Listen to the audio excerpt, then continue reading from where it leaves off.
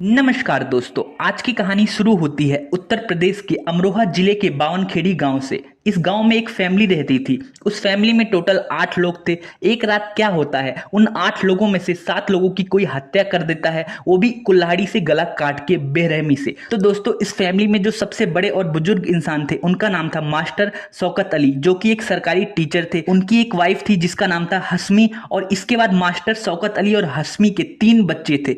जो सबसे बड़ा बेटा था उसका नाम था अनीस, उसकी शादी हो चुकी थी, और उसकी वाइफ का नाम था अंजुम। इन दोनों का एक बेटा भी था जिसका नाम था अर्श, जो कि 10 महीने का था अभी।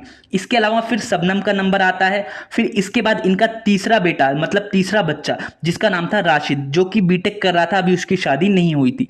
इसके अलावा उस फैमिली में एक और लड़की रहती थी जो कि मास्टर शौकत अली की भतीजी थी। उसका नाम था राबिया, जो कि 14 साल की थी और इनके घर पे ही रहती थी। तो दोस्तों, आप लोगों को जान के बहुत ज्यादा हैरानी होगी कि इस फैमिली में सिर्फ एक औरत बची जिसका नाम था शबनम। बाकी सारे लोगों को जान से कुल्हाड़ी से बेरहमी से मार दिया गया। जो 10 महीने का बच्चा था उस पर भी रहम नहीं किया गया, उसका भी गला घोट के उसको मार दिया गया। तो दोस्तों, अब आप लोगों के मन में बहुत सारे क्वेश्चन आ रहे होंगे कि आखिर उन लोगों को किसने मारा, किस रीजन की वजह से मारा, और आखिर जिन लोगों को इन लोगों को मारा उन्होंने शबनम को ही अकेले क्यों छोड़ दिया।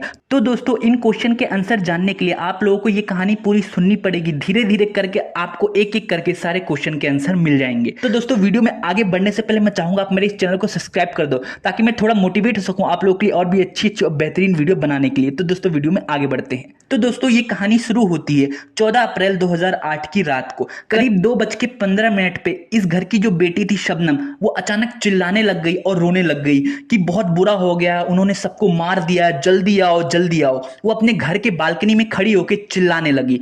और जो आस पड़ोस के लोग थे, जब उन्होंने शबनम की आवाज सुनी तो सारे लोग घर से बाहर निकले और उन्होंने देखा कि शबनम बालकनी में खड़ी होकर चिल्ला रही है कि बचाओ, उन्होंने सबको मार दिया, वो मुझे भी मार देंगे, मुझे बचाओ मुझे बचाओ। फिर पड़ोस के जितने भी लोग थे वो सारे शबनम के घर के आसपास इकट्ठा हो गए। उन्होंने शबनम के घर के दरवाजे को खोलने की कोशिश करी, लेकिन उन्होंने देखा कि वो दरवाजा अंदर से बंद है। इसके बाद शबनम नीचे आई, उसने घर का दरवाजा खोला और फिर वो दोबारा ऊपर चली गई। और जब पड़ोस के लोग घर के अंदर घुसे और उन्होंने जो दृश्य देखा उसके बाद उनकी रूह जैसे कांप उठी। तो दोस्तों, उन लोगों ने देखा कि घर के सारे लोग मरे हुए हैं, सबकी गर्दन कटी हुई है और चारों तरफ खून ही खून है, दीवारों पे खून लगे हुए हैं।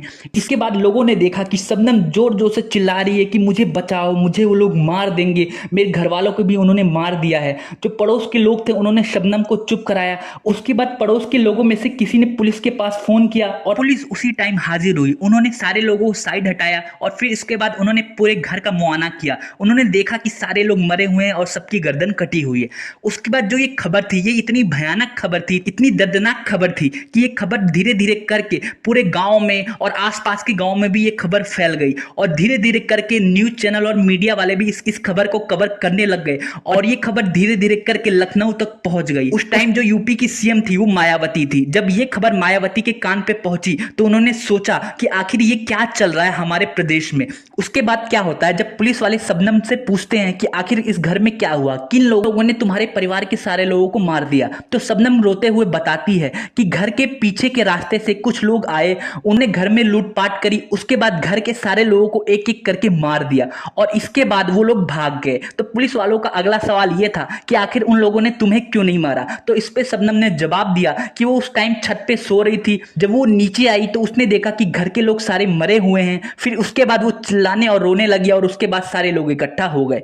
पुलिस ने उसका ये बयान दर्ज किया और बाद पुलिस वापस चली गई। अगले दिन जब पुलिस वापस आई तो उसने देखा चारों तरफ भीड़ लगी हुई है। इसके अलावा लोग प्रदर्शन कर रहे हैं, लोग पुलिस के खिलाफ नारेबाजी कर रहे हैं कि आखिर प्रदेश के एक घर में इतना बड़ा हादसा हो गया और पुलिस कुछ नहीं कर पाई। तो दोस्तों, जब शबनम के गांव वाले प्रदर्शन करने लग जाते हैं उसके बाद बावनखेड़ी का जो पुलिस थाना था, वहां का जो एसएचओ था उसका ट्रांसफर कर दिया जाता है, उसको सस्पेंड कर दिया जाता है। उसके बाद उस थाने में एक नया एसएचओ आता है जिसका नाम था आरपी गुप्ता। वो अगले दिन घटना स्थल पे जाते हैं, वहां पे सारी चीजों को चेक करते हैं कि आखिर लाश कहां पे पड़ी हुई थी, कौन किस हालत में था, और जो वहां पे तस्वीरें ली गई थी उन तस्वीरों को भी चेक करते हैं। उसके अलावा वो शबनम से भी पूछताछ करने की कोशिश करते हैं, लेकिन वहां पे बहुत ज्यादा भीड़ थी और सब लोगों को पता था कि शबनम ही अकेली बची हुई है। इसलिए लोगों के दिल में शबनम के लिए बहुत ज्यादा हमदर्दी थी, इसलिए शबनम से पुलिस वाले अच्छे से पूछताछ नहीं कर पा रहे थे। इसके बाद आरपी गुप्ता ने सोचा कि शबनम से बाद में पूछताछ की जाएगी, उससे पहले पड़ोसियों से पूछताछ कर लिया जाए। तो उन्होंने पड़ोसियों से भी पूछताछ करी। उसके बाद आरपी गुप्ता ने किसी तरह शबनम से बातचीत करी और शबनम ने वही बात बताई जो उसने दूसरे पुलिस वालों से बताई थी कि वो छत पे सो रही थी। अचानक पीछे की दीवार से कुछ लोग आए, उन्होंने घर वालों को मार दिया और घर में कुछ सामान लूटा और चले गए। उसके बाद आरपी सिंह का अगला क्वेश्चन ये था कि जब घर के सारे लोग नीचे सो रहे थे तो तुम ऊपर सोने क्यों चली गई? तो इस पे शबनम ने बोला कि मुझे बहुत ज्यादा गर्मी लग रही थी, इसके लिए मैं छत पे चली गई। फिर आरपी सिंह ने बोला कि तुम्हारे घर में इन्वर्टर भी है तो तुम नीचे क्यों नहीं सोई? इन्वर्टर भी था, फिर तुम ऊपर चली गई। तो इस पे शबनम ने कोई जवाब नहीं दिया। फिर आरपी सिंह का अगला क्वेश्चन ये था कि फिर बीच रात में तुम नीचे क्यों आई जब ऊपर सो रही थी? तो इस पे शबनम ने बोला कि बारिश सी हो रही थी, इसके लिए मैं नीचे आ गई। तो आरपी सिंह ने बोला कि आज तो बारिश हुई नहीं। फिर इसके बाद भी शबनम ने इसका कोई जवाब नहीं दिया। उसके बाद आरपी गुप्ता ने देखा कि जो मेन दरवाजा था वो तो बंद था और पड़ोसियों से बातचीत करने के बाद ये पता चल गया था कि जब पड़ोसी लोग आए थे और जब शबनम पहली बार चिल्लाई थी तो शबनम ही नीचे आई थी दरवाजा खोलने के लिए। और ये सारे क्वेश्चन पुलिस के दिमाग में चल रही थी और इसका कोई आंसर शबनम सही से जवाब नहीं दे पा रही थी। लेकिन भीड़ इतनी ज्यादा थी और लोगों की हमदर्दी इतना ज्यादा थी शबनम के लिए कि पुलिस अच्छे से पूछताछ शबनम से नहीं कर पा रही थी। इसके बाद क्या हुआ कि इसके ऊपर राजनीति होने लग गई और जो उस टाइम की सीएम थी मायावती, वो शबनम से मिलने उसके घर आ गई। उन्होंने शबनम को यकीन दिलाया कि जिन लोगों ने भी आपके परिवार के लोगों को मारा है उनको सजा मिलेगी और वो जल्दी से जल्दी पकड़े जाएंगे। इसके बाद मायावती ने शबनम से यह भी वादा किया कि तुम्हें हर्जाने के तौर पे 5 लाख रुपए अभी मिलेगा और ये 5 लाख रुपए तुम्हें 2 दिन के अंदर मिल जाएंगे। जब ये खबर आरपी गुप्ता को मिलती है कि सीएम की तरफ से शबनम को 5 लाख रुपए हर्जाने के लिए मिलेंगे तो आरपी गुप्ता तुरंत ही सीएम के सेक्रेटरी के पास फोन करते हैं और उनको बोलते हैं कि सीएम साहिबा को ये बोल दीजिए कि अभी हर्जाने की रकम शबनम को ना दी जाए। तो सेक्रेटरी पूछता है ऐसा क्यों? तो वो बोलते हैं कि हम लोगों को शक है कि इसमें शबनम का भी कहीं ना कहीं हाथ है, क्योंकि जो सबूत है और जो वो बातें बोल रही हैं वो चीजें मैच नहीं कर रही हैं। और फिर इसके बाद जो सीएम के सेक्रेटरी हैं वो किसी तरह से मायावती मतलब सीएम साहिबा को समझाती हैं कि ऐसा ऐसा केस में चल रहा है, आप कुछ दिनों के लिए रुक जाइए। इसके बाद मायावती जी बोलती हैं कि जल्दी से जल्दी इस केस को सॉल्व करो। उसके बाद जिले की सारी पुलिस इस केस में लग जाती है। फिर पुलिस को कहीं से खबर मिलती है कि अगर इस केस की जड़ तक आपको जाना है तो आपको गांव के एक बंदे जिसका नाम सलीम है उसको गिरफ्तार करना पड़ेगा और आपको अपने सारे सवालों के जवाब मिल जाएंगे। उसके बाद पुलिस सलीम की खोज करती है और किसी तरीके से सलीम का पता लग जाता है और सलीम को गिरफ्तार कर लिया जाता है। उसके बाद पुलिस जोर जबरदस्ती करके सलीम से पूछने की कोशिश करती है कि आखिर तुमने उस घर के लोगों को क्यों मारा या फिर तुमने नहीं तो किसने मारा। काफी पूछताछ करने के बाद सलीम सारी चीजों को बता देता है। उसके बाद वो शबनम का नाम लेता है, पुलिस शबनम के घर जाती है और रात में ही शबनम को गिरफ्तार कर लेती है।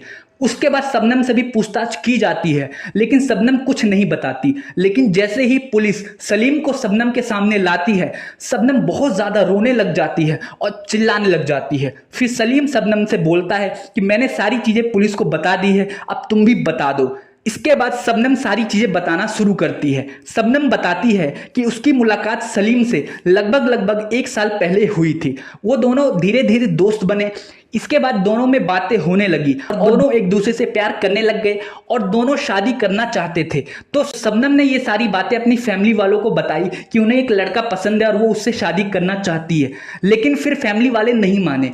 शबनम बताती है कि फैमिली वालों ने बोला कि तुम बहुत ज्यादा पढ़ी लिखी हो, हमारा घर भी बहुत अच्छा है, हम बहुत पैसे वाले हैं और जिससे तुम प्यार करती हो वो 8वीं फेल है, इसके अलावा वो कुछ ढंग से काम भी नहीं करता और वो तुम्हारी देखभाल कैसे करेगा। तो शबनम के घर वाले मना कर देते हैं इस रिश्ते के लिए। इसके बाद शबनम फिर भी सलीम से रिश्ता नहीं तोड़ती और वो चुपके चुपके धीरे धीरे सलीम से बात करने लग जाती है। एक बार क्या होता है, शबनम को पता चलता है कि वो प्रेग्नेंट हो गई है। उसके बाद उसने ये सोच लिया कि अब किसी भी तरीके से वो सलीम की होके रहेगी और सलीम के अलावा किसी से शादी नहीं करेगी। फिर उसके बाद शबनम के मन में एक आइडिया आता है कि किसी तरीके से अगर फैमिली वालों को सबको मार दिया जाए तो इस तरीके से क्या होगा, जो फैमिली की सारी प्रॉपर्टी है वो भी शबनम के नाम हो जाएगी और इसके अलावा सलीम भी उसका हो जाएगा हमेशा हमेशा के लिए। तो ये सारी जो प्लानिंग होती है वो सलीम को बताती है। पहले तो सलीम मना करता है लेकिन शबनम की जिद की वजह से सलीम किसी तरीके से मान जाता है। तो वो सोचते हैं कि आखिर 7 लोगों को एक साथ कैसे मारा जाए, क्योंकि वो तो 2 लोग हैं और घर में 7 लोग हैं, तो वो कैसे मारे उनको। तो उनके मन में आइडिया आता है कि अगर इनको कोई नशीला पदार्थ खिला दिया जाए तो ये लोग बेहोश हो जाएंगे और उसके बाद इनको मारना आसान हो जाएगा।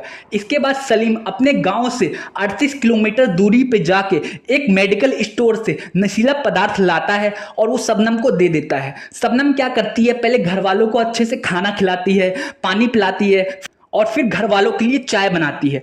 चाय में वो नशीला पदार्थ मिला देती है और पूरे घर वालों को चाय पिला देती है। और जब ये सारे लोग सो गए उसके बाद शबनम ने सलीम को फोन करके बुलाया और फिर सलीम कुल्हाड़ी लेके घर से आया और उसके बाद उसने एक एक करके सबकी गर्दनें काट दी। शबनम ने क्या किया, उन लोगों की गर्दन पकड़ी और सलीम ने उन गर्दनों पे कुल्हाड़ी चढ़ा दी। इसके बाद ये दोनों बाथरूम गए, इन्होंने अपने आप को अच्छे से साफ किया, जो भी इनके ऊपर खून लगे हुए थे, इन्होंने अपने कपड़े चेंज किए और जो सलीम था वो वहां से तुरंत भाग गया। इसके बाद शबनम ने भी अपने कपड़े साफ किए। थोड़ी देर बाद शबनम को किसी के रोने की आवाज आती है। वो देखती है जो उसका भतीजा था वो अभी भी जिंदा था। इसके बाद शबनम डर जाती है, वो तुरंत सलीम के पास फोन करती है। तो सलीम बोलता है अब मैं नहीं आने वाला हूं, तुम्हें जो करना है उसके साथ करो। तो वो क्या करती है, अपने भतीजे को दोबारा गर्दन दबा के जान से मार देती है। और फिर उसके बाद की स्टोरी मैंने आप लोगों को बता दी है कि वो चिल्लाने लग जाती है, रोने लग जाती है और सारे लोगों को बुला लेती है। तो दोस्तों इस तरीके से इन दोनों ने पुलिस वालों के सामने अपने जुर्म को कबूल किया। लेकिन जैसे कि आप लोगों को पता है कि पुलिस के सामने आप कितनी भी जुर्म को कबूल कर लो लेकिन कोर्ट में सबूत चलते हैं। तो पुलिस वालों ने भी सारे सबूतों को इकट्ठा करना शुरू किया। सलीम से पूछा गया कि वो कुल्हाड़ी उसने कहां फेंकी, तो उसने बताया उसने नदी में वो कुल्हाड़ी फेंक दी। तो नदी से वो कुल्हाड़ी लाई गई। उसके अलावा जहां पे उन लोगों ने अपने कपड़े फेंके थे उन कपड़ों को लाया गया। इसके अलावा और भी लोगों के बयान लिए गए और जब इन सारी चीजों को कोर्ट में रखा गया तो ये पाया गया कि शबनम और सलीम दोनों दोषी हैं और कोर्ट ने भी उनको गिल्टी पाया। और उसके बाद कोर्ट ने इस केस को देखते हुए उन दोनों को फांसी की सजा सुनाई। इसके बाद इन दोनों को जेल भेज दिया गया। जैसे कि मैंने आप लोगों को बताया कि शबनम उस टाइम प्रेग्नेंट थी और जेल में एक कानून चलता है, एक रूल चलता है कि अगर कोई कैदी महिला वो प्रेग्नेंट है तो उसको फांसी नहीं दी जाएगी जब तक उसका बच्चा 6 साल का नहीं हो जाता। इसके अलावा जेल में रहते हुए अगर कोई बच्चा जन्म लेता है तो उस बच्चे को 6 साल तक अपनी मां के साथ ही जेल में रखा जाता है और फिर इसके बाद 6 साल बाद उसको कहीं और पे ले जाया जाता है। मतलब अगर कोई गोद लेना चाहता है तो उसको किसी को दे दिया जाता है। तो दोस्तों इस तरीके से शबनम केस में भी यही होता है। शबनम की जो फांसी की सजा थी वो 6 साल तक रुक जाती है। शबनम एक बच्चे को जन्म देती है जेल में। इसके अलावा जब वो बच्चा 6 साल का हो जाता है तो उस बच्चे को किसी को दे दिया जाता है शबनम की परमिशन के साथ। तो दोस्तों इसके बाद 2010 में शबनम और सलीम जो ऊपर की अदालत होती है उसमें अपने केस को ले जाते हैं और बोलते हैं कि हमारी फांसी की सजा को कम करके उम्र कैद की सजा में बदल दी जाए। लेकिन जो बीच की अदालत होती है वो भी बोलती है कि तुम लोगों को माफ नहीं किया जा सकता और वो भी उनको फांसी की सजा ही सुनाती है। के बाद सुप्रीम कोर्ट में ये लोग अपने केस को ले जाते हैं 2015 के आसपास। सुप्रीम कोर्ट भी यही बोलती है कि तुम लोगों को माफी नहीं मिल सकती, तुम दोनों को फांसी ही मिलेगी। और फिर इसके बाद जब इन लोगों के पास कोई और रास्ता नहीं बचता तो ये लोग देश के प्रेसिडेंट के पास जाते हैं और अपील करते हैं कि हमारी फांसी की सजा माफ कर दी जाए। जैसे कि आप लोगों को पता है कि जो देश का प्रेसिडेंट होता है या फिर किसी प्रदेश का राज्यपाल होता है वही फांसी की सजा को रोक सकता है, उसके अलावा कोई नहीं रोक सकता। तो दोस्तों हमारे देश के उस टाइम के जो राष्ट्रपति थे उनका नाम था प्रणब मुखर्जी। उन्होंने इस केस को अच्छे से स्टडी किया और उन्होंने भी उनके इस निवेदन को खारिज कर दिया और उन्होंने बोला कि तुम लोगों को किसी भी तरीके से माफ नहीं किया जा सकता। उसके बाद 2021 के आसपास जेल की तरफ से डेथ वारंट जारी हो गया इन दोनों की फांसी के लिए। लेकिन दोबारा इन दोनों ने राष्ट्रपति के पास अपील कर दी कि इनको दोबारा चांस मिले और इनकी फांसी की सजा पे रोक लगाई जाए। तो दोस्तों उसके बाद डेथ वारंट कैंसिल हो गया। तो दोस्तों अभी तक हमारे प्रेसिडेंट की तरफ से कोई जवाब नहीं आया है और अभी भी शबनम और सलीम दोनों उम्र कैद की सजा काट रहे हैं। अभी इनकी फांसी की सजा भी बरकरार है, अभी उसके ऊपर कोई डिसीजन नहीं आया है। दोस्तों जो शबनम का बेटा है वो 15 साल का हो गया और इस घटना को भी हुए टोटल 15 साल हो गए हैं। अभी जो शबनम का बेटा है वो और किसी के पास रहता है और अपनी माँ से बीच बीच में मिलने जाता है। तो इसके अलावा जब सलीम से पूछा गया कि जब पुलिस तुम्हें पकड़ने वाली थी तो तुम लोगों ने क्या सोचा, तो इस बात पे सलीम ने बोला कि जब मुझे लगा कि पुलिस हम दोनों को पकड़ लेगी